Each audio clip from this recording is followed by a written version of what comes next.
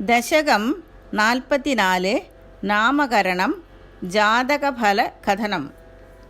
ഗുഡം വസുദേവഗിര കർത്തും തേ നിഷ്ക്രിയസ്യ സംസ്കാരാൻ ഹൃദ്ഗതഹോരാതത്വോ ഗർഗമുനി ത്വദ്ഗൃഹം വിഭോ ഗതവാൻ. നന്ദോധ നന്ദിതാത്മാ വൃന്ദിഷ്ടം മാനയന്നമും യമിനാം മന്ദസ്മിതാർദ്രമൂചേ ത്വത്സംസ്കാരാൻ വിധാതുമുത്സുകധീഃ.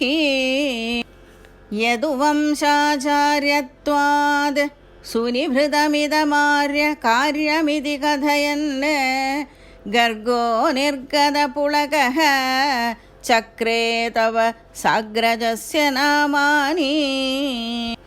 കഥമസ്യ നാമ കുർവേ സഹസ്രനാംനോ ഹ്യനന്ദനാംനോ വാ ഇതി നൂനം ഗർഗമുനിഃ ചക്രേ തവ നാമനാമരഹസി വിഭോ.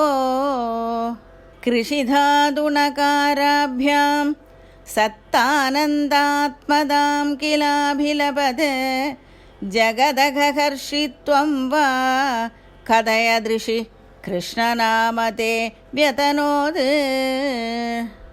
അന്യാംശ്ച നാമഭേദാൻ വ്യാകുർവൻ അഗ്രചേച രാമാദീൻ അതിമാനുഷാനുഭാവം ന്യഗദത് ത്വാം അപ്രകാശയൻ പിത്രേ. സ്നിഹ്യതി യസ്തവ പുത്രേ മുഹ്യതി സനമായികൈ പുനഃ ശോകൈഃ ദ്രുഹ്യതി യസ്സതു നശ്യേത് ഇത്യവദത്തെ മഹത്വം ഋഷിവർയഃ.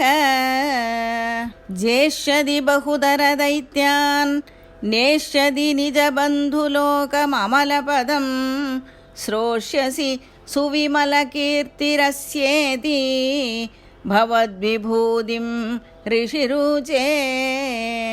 അമുനൈവ സർവദുർഗം തരിതാസ്തകൃതാസ്തമത്ര തിഷ്ടധ്വം ഹരിരേവേത്യനഭിലപൻ ഇത്യാദി ത്വാം അവർണയത് സ മുനിഃ.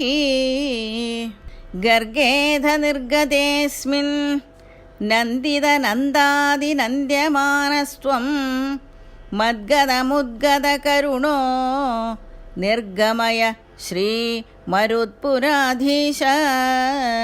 ഗോപികാജീവനസ്മരണം ഗോവിന്ദ ഗോവിന്ദ.